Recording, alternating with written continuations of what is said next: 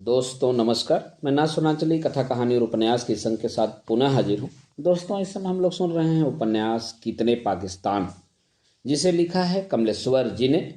दोस्तों इस उपन्यास के अब तक मैं 15 भागों का वाचन अपने वाचन के पिछले क्रम में कर चुका हूँ, जिसे आप मेरे चैनल कथा कहानी और उपन्यास पर सुन सकते हैं।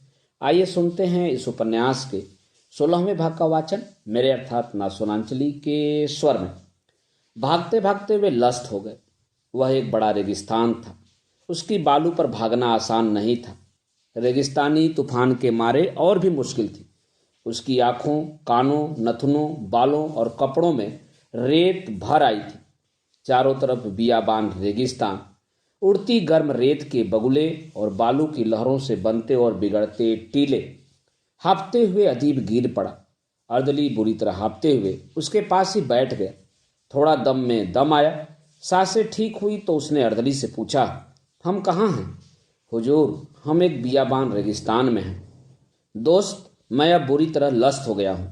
मैं अपने दोस्तों और समकालीनों को आवाज़ देना चाहता हूँ कि मेरा साथ दो।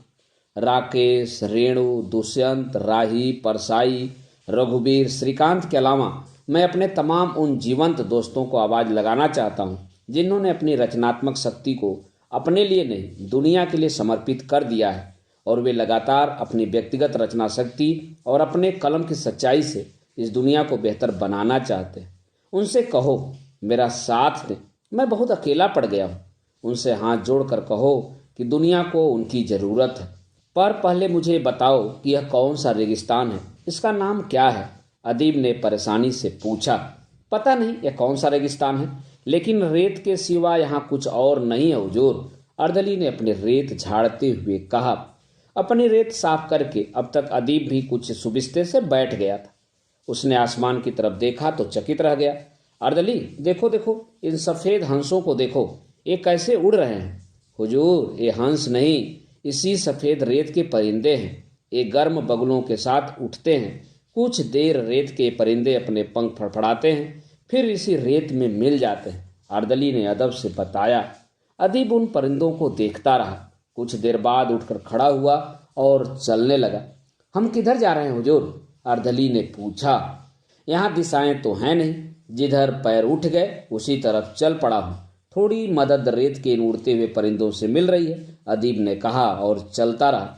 रेत ही रेत, चारों तरफ कहीं कोई रास्ता नहीं था, कोई पड़ाव या मंजिल नहीं थी, सिर्फ रेत ही रेत। पता नहीं वे दोनों कब तक और कहाँ तक चलते रहे। कितनी रातें गुजरी, कितने दिन बीते, कुछ पता नहीं। जहाँ भी वे पहुँचते यही लगता कि यहीं से तो चले थे। सारा रेगिस्तान एक साथ था। देखते देखते कदमों के अक्स भी मिट जाते थे। पता ही नहीं चलता था कि वे चले भी थे या नहीं। सर, हम हर दिन इतना चलते हैं लेकिन कहीं पहुंच नहीं रहे हैं। आखिर एक दिन अर्दली बोल ही पड़ा। चलना अपनी जगह है और पहुंचना अपनी जगह, इन दोनों को मिलाते क्यों हो? अदीब बोला। इसका सबूत है यह ठहरी हुई सदियां जो लाखों करोड़ों बरस पहले चली थी, पर वहीं पहुंची जहां से वे चली थी। बीच बीच में उन्हें मजहब के पड़ाव मिले और उन पड़ावों ने फिर उन्हें उसी बियाबान रेगिस्तान में पहुंचा दिया। अर्दली उसकी बात नहीं समझ पाया तो अदीब ने कहा, देखो, हर चीज अपना काम करती है। अंधेरा आता है पर वह खुद से यह पूछ कर नहीं आता कि वह कितना चल कर आया है। रोशनी आती है, वह भी अपने फासलों का हिसाब किताब रख कर नहीं चलती। यह रेत उड़ती है, उड़ उड़ कर चलती है, पर इसने भी नहीं बताया कि इसने कितना फासला तय किया है। अर्दली को चुप रहना ही ठीक लगा। उसे लगा कि साहब फिर बहक रहे हैं। आखिर कहीं दूर पर एक छाया सी नजर आई। ताजुब की बात यह थी कि वह छाया देखते देखते पिघल जाती थी, फिर उभर आती थी। अदीब ने कई बार आंखों को दूरबीन बनाकर उस छाया को देखा। उस छाया ने भी उसे देखा और वह भागती हुई आई और पास पहुंचते ही वह छाया पुरुष उससे लिपटते हुए बोला, अरे अदीब, तुम यहाँ हिंदुस्तान से कब आए? अरे कामरेड इमाम नाजिस, तुम पाकिस्तान से कब आए? बन्ने भाई, अरे अपने सज्जाद जहीर कहाँ हैं? तुम कैसे हो इमाम नाजिस? मैं अच्छा नहीं हूँ, जिंदा भी हूँ मुर्दा भी। मैं तो पाकिस्तान गया था जमहूरियत के लिए, गरीबों की लड़ाई लड़ने के लिए। मैं पाकिस्तान गया था अपनी बीबी, अपना घर अमरोहा में छोड़कर। हाँ नाजिस, मुझे याद है, तब तुमने भी पाकिस्तान जिंदाबाद के नारे लगाए थे। और सिंध असेंबली में जीएम सैयद ने भी पाकिस्तान का स्वागत किया था। बन्ने भाई भी तब यह भूल गए थे कि पाकिस्तान मेहनत कशों का मुल्क नहीं, वह बड़े सरायदारों का मुल्क है जिसकी बुनियाद मजहब की नफरत से भरी गई थी। और तुम मार्क्सवादी उस मजहबी नफरत को तब तक एक धार्मिक सांप्रदायिक जरूरत मानकर मुल्क के बंटवारे का समर्थन कर रहे थे। तुम धर्म को आवाम की अफीम मानते हुए भी धार्मिक और भाषावादी नस्लवाद को तरजीह दे रहे थे। अदीब ने एक के बाद एक ताने कसे तो इमाम नाजिस बौखला गए और तैश में बोले, तब तुम भी हमसे कहाँ अलग थे? तब अदीब तुम, अमृता प्रीतम, करतार सिंह दुग्गल, मोहन राकेश, भीष्म साहनी, देवेंद्र सत्यार्थी और यहाँ तक कि तुम्हारे यशपाल, यस्क और अगेर तक खामोश रहे। तुम लोगों ने पार्टीशन के बाद के खौफनाक मंजर को पेश जरूर किया, लेकिन ईमानदार तमाशाइयों की तरह। वह सिर्फ मंटो था जिसने टोबा सिंह की लाश सरहद की गैर कुरदती लकीर पर फेंकी थी। हमने गलती की, पर तुमने भी तो उस गलती में हाथ बटाया था, इमाम नाजिस ने तैश में कहा। जब सज्जाद जहीर पाकिस्तान कम्युनिस्ट पार्टी के जनरल सेक्रेटरी बने तो मैं ईस्ट पाकिस्तान छोड़कर वेस्ट पाकिस्तान चला गया और वहीं हमें मजहबी बुनियाद पर बने मुल्क पाकिस्तान की असलियत का पता चला। मैंने बंगाल जाकर महसूस किया था कि मजहब के नाम पर कौम को तय करना गलत था। लेकिन अब तो सब मुल्कों में नफरत का एक पाकिस्तान बनाने की कोशिशें जारी हैं। क्या हुआ बोस्निया में, क्या हुआ साइप्रस में, क्या हुआ है तब के टूटे सोवियत यूनियन में और अब के बने रशियन फेडरेशन में, क्या हो रहा है आज के अफगानिस्तान में। हर व्यक्ति नफरत के सहारे अपने ही लोगों के खिलाफ एक दूसरा पाकिस्तान ईजाद करना चाहता है। तभी रेत के वीरान जंगल से एक आवाज आई, नफरत ही अब आदमी को पहचान देती है। नफरत से ही आदमी और उसके जातीय समुदाय पहचाने जाने लगे हैं। नफरती एकता के लिए अतीत काम आता है। अतीत का दंश, गौरव और वे स्मृतियां जो कसकती, दुखती और रिश्ती हैं। इतिहास अपने अतीत को ठीक करने की दृष्टि दे सकता है, पर इतिहास को भी अतीत के अग्निकुंड में झोंक दिया जाता है। इतिहास का विश्लेषण, उसकी सामाजिक व्याख्या मनुष्य की घृणा को तर्क से शामित करती है, पर अतीत तर्क की पद्धति को स्वीकार नहीं करता। वह केवल आंशिक सत्यों को स्मृति की कहानियों में बदल देता है और उसे सदियों जीवित रखता है। नफरत एक ऐसा स्कूल है जिसमें पहले खुद को प्रताड़ित, अपमानित और दंशित किया जाता है, उसे घृणा की खाद से सींचा जाता है और तब उसकी स्मृति को एकात्म करके प्रतिशोध के नुकीले हल से जोत कर हमवार किया जाता है। इसलिए घृणावादियों के तर्क इकहरे और एक से होते हैं। उनके पास अधिक बातें नहीं होती, वे हजारों लाखों मुखों से एक ही स्वर में बोलते हैं, एक से प्रश्न उठाते हैं, एक सी दलीलें देते हैं। यही उनकी एकता की पहचान बन जाती है। अर्दली, यह भाषण कौन दे रहा है? अदीब ने पूछा। सर, यह यहूदी लेखक अमोस ओज है। एक लेखक इस रेगिस्तान में क्या कर रहा है? मैंने पता किया है, यह यहीं रहता है, नेगेव रेगिस्तान के अर्ध शहर में। यहाँ शहर कहाँ है? एक बस्ती है हुजूर। बस्ती? जी हाँ हुजूर। इस रेगिस्तानी बस्ती में दुनिया के तमाम शरणार्थी लेखक आकर बस गए हैं।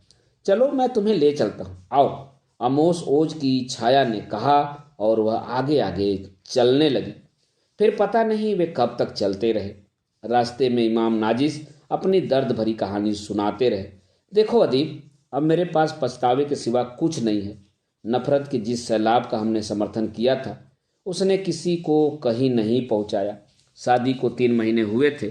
मैं अपने पूरे घर और बीबी को अमरोहा में छोड़कर उस अंधे सैलाब में बहता हुआ पाकिस्तान पहुंच गया था।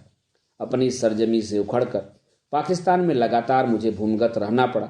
मुझे लगता था कि अब शायद मैं कभी अमरोहा लौट नहीं पाऊंगा। मेरी बीबी टीचर हो गई और अमरोहा में ही उसने अपनी पूरी जिंदगी बच्चों को पढ़ाने में लगा दी। उसने हिंदुस्तान में एक नई नस्ल पैदा कर दी थी, पर मैंने एक नस्ल बर्बाद कर दी और उसी के साथ साथ मैं खुद भी बर्बाद हो गया। मैं बरसों बाद धुप्पल में अमरोहा पहुंच ही गया। पाया कि घर के वे बच्चे, भतीजे, भतीजियां जिन्हें मैं 3-3, 4-4 साल का छोड़कर जलावतन हो गया था, वे खुद बाल बच्चेदार हो गए हैं। मेरी बीबी रिटायर होने की कगार पर खड़ी थी जब अमरोहा में मेरी उससे मुलाकात हुई। ऐसी रेगिस्तानी पर बेहद खूबसूरत जिंदगी एक हिंदुस्तानी औरत ही गुजार सकती है। मैं नफरत के सैलाब का हिस्सा बना, पर मेरी बीबी एक नई तामीर के सैलाब का हिस्सा बनी। जिंदगी की राहें ज्यादातर पछतावे से ही खुलती हैं, अदीब ने कहा तो अमोस ओज ने टिप्पणी की। लेकिन मुश्किल यह है कि अंधेरे के सैलाब एक साथ नहीं आते और पछतावे का एहसास भी एक साथ पैदा नहीं होता। उनमें समय का अंतराल रहता है, इसलिए सदियां और नस्लें लहूलुहान होती रहती हैं। हाँ, जब तक एक पछतावा उभरता है तब तक कहीं कोई दूसरा अंधेरा सैलाब बन के आ जाता है, और जब बहुत बाद उसके पछतावे का दौर शुरू होता है तब तक कोई तीसरा, चौथा, पांचवा अंधेरा उठ खड़ा होता है। अभी अदीब अपनी बात कह ही रहा था कि आमोस ओज ने सामने इशारा किया। वह रहा दुनिया के लेखकों का शरणार्थी कैंप। छोटे छोटे सफेद तंबुओं की एक बस्ती सामने मौजूद थी। उस बस्ती पर बालू के वही सफेद परिंदे उड़ रहे थे। अदीब दौड़ता दौड़ता वहां पहुंचा तो सकते में आ गया। अपने अपने तंबुओं में सभी तो मौजूद थे। कबीर, टॉलस्टॉय, टैगोर, इग्नान, कंजासिस्किस, Rahul Sankrityayan, Dinkar, Chekhov, Camus, Premchand, Lu Xun, Milan Kundera, Brecht, Nirala, Sartre, Hazari Prasad Dwivedi, Mir, सौदा, गालिब, फैजी निजामी, मंटो, कृष्ण चंदर, राजेंद्र सिंह बेदी, दुष्यंत कुमार, रेणु, राकेश, रघुवीर सहाय, परसाई, श्रीकांत, मुक्तिबोध, वह तो सबको पहचानता था। शरणार्थियों के रूप में लेखक अपने अपने तंबुओं में मौजूद थे। यह बस्ती रेत की एक नदी के किनारे थी। समय रेत की धारा की तरह बह रहा था। समय को इस तरह बहते देखना उसके लिए अजीब सा अनुभव था। कई कई सदियां साथ बहती चली जा रही थी। रेत के छींटे उस पर पड़े तो उसे बड़ी राहत मिली। तभी अर्दली ने पेशकश की, हुजूर कहिए तो वक्त को पकड़ लो। जरूरत क्या है? इन लेखकों ने खुद समय को कैद किया है। हर लेखक का वक्त उसकी किताब में कैद है।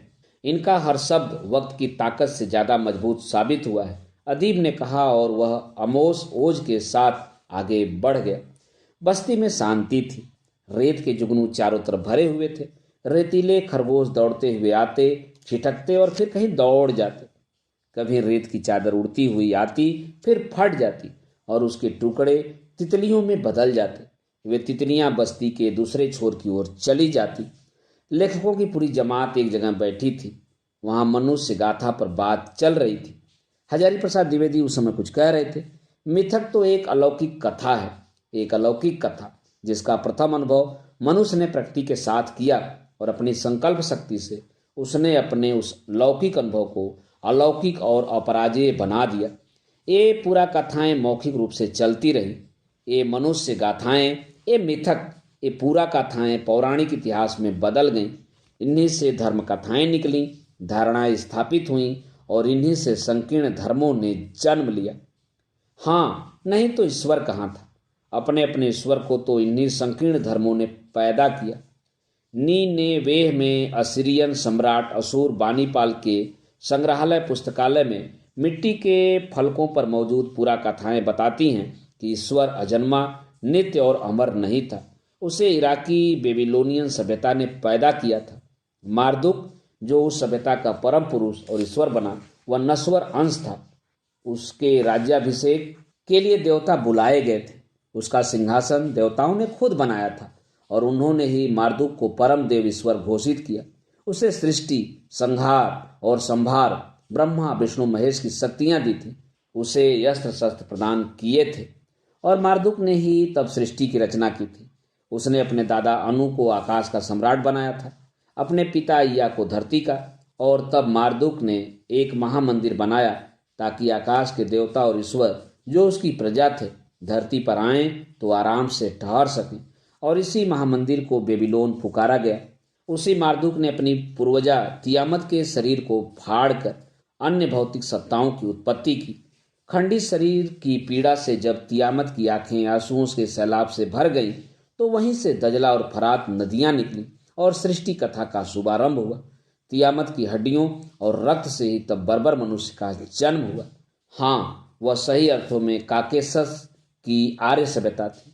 मैं उसी मूल आर्य सभ्यता का वारिस हूँ। एक दहाड़ती आवाज ने शांत रेगिस्तान की खामोशी को तोड़ दिया। यह बदतमीज कौन है? अदीब ने पूछा तो अर्दली ने अदब से बताया, हुजूर यह शख्स हिटलर है, जर्मनी का नाजी हिटलर। वो दरिंदा है जिसने पूरी दुनिया को तबाह करने की ठान ली थी। इसे सामने देखकर मेरा माथा फटता है, खून खौलता है। इसे हिरासत में रखो, मैं तारीख तय करूंगा, तब इसे मेरी अदालत में पेश किया जाए। मैं बहुत थक गया हूं, अब कुछ आराम करना चाहता हूं। तो हुजूर आराम फरमाइए ना, अर्दली ने कहा। कि तभी बोई पतांग से चली हुई गोलियों और 39 लाशों ने फिर दस्तक दी। अर्दली ने उन्हें रोका और बोला, साहब आराम कर रहे हैं, और फिर इंसानी तहजीब का कानून भी कुछ होता है, आप हर वक्त दस्तक नहीं दे सकते। तब तक चीख पुकार, आहों कराहों और दस्तकों से अदीब के कानों के पर्दे फटने लगे थे। वह चिल्लाया, अर्दली आने दो। बर्बरता, तकलीफ, यातना, अमानवीय घटनाओं के शिकार लोगों को आने दो। यह इंसानी अदालत है, कानून की नपुंसक और अपाहिज अदालत नहीं। हमारी अदालत हर मानवीय अत्याचार के खिलाफ खुली हुई है, इसलिए जो भी दस्तक दे उसे आने दो। और इतना सुनते ही 39 लाशें चीखने लगी, हमें जुलू आतंकवादियों ने मारा है। कहाँ से आए हो तुम लोग? साउथ अफ्रीका से। वहाँ के प्राइम मिनिस्टर डी क्लार्क की साजिश से हमें बोई पतांग की बस्ती में मारा गया है। हमें बताइए कि हमारा कसूर क्या है? कसूर सिर्फ इतना कि तुम एक शोषित जाति के गरीब इंसान हो। लेकिन जुलू भी तो हमारी ही तरह शोषित और गरीब हैं। हम एक ही नस्ल के हैं, पर यह गोरे हमें हमारी नस्ल वालों से ही मरवा रहे हैं। गरीबी और भूख की कोई नस्ल नहीं होती, पर हम उन गोरों से बदला लेंगे। बदला? बंद करो यह बदले की बात। आखिर कितनी सदियों से बदला लेंगी? पागल हो गए हो तुम लोग? सर, आप थके हुए हैं, आराम करें, तब तक हम अपने घावों को धो डालते हैं। कहते हुए बोई पतांग के सारे शव एक ओर चले गए। अदीब ने राहत की सांस ली, खिसकाकर एक तकिया सिरहाने लगाया कि तकिए के नीचे दबे हुए तमाम कागज कबूतरों के पंखों की तरह निकल निकल कर उड़ने लगे। अदीब चौंका, अरे जिंदगी, तुम तकिए के नीचे दबी हो? जिंदगी ने कोई उत्तर नहीं दिया। खामोशी, सन्नाटा। जिंदगी, तुम कहाँ हो? अदीब चीखा, फिर भी कोई उत्तर नहीं आया। हुजूर, आप किसी उलझन में गिरफ्त दिखाई देते हैं, मैं कुछ मदद करूं आपकी? बड़े अदब से अर्दली ने कहा, हाँ दोस्त, कहीं से जाकर जिंदगी को भुला लाओ। मैं कुछ देर जीना चाहता हूँ। किसी तरह तुम मेरी अधूरी लिखी जिंदगी को वापस ले आओ, कहीं से भी ले आओ, प्लीज लेकर आओ। अदीब ने कहा, मैं अभी लेकर आता हूँ हुजूर। कहकर अर्दली तेजी से बाहर चला गया। दोस्तों, अभी आप सुन रहे थे उपन्यास कितने पाकिस्तान के 16वें भाग का वाचन मेरे अर्थात ना सोनांचली के स्वर में। दोस्तों, इस उपन्यास के आगे के भागों का वाचन अब मेरे वाचन के अगले क्रम में सुन सकते हैं। तो जुड़े रहिए कथा कहानी उपन्यास के साथ। धन्यवाद। नमस्कार।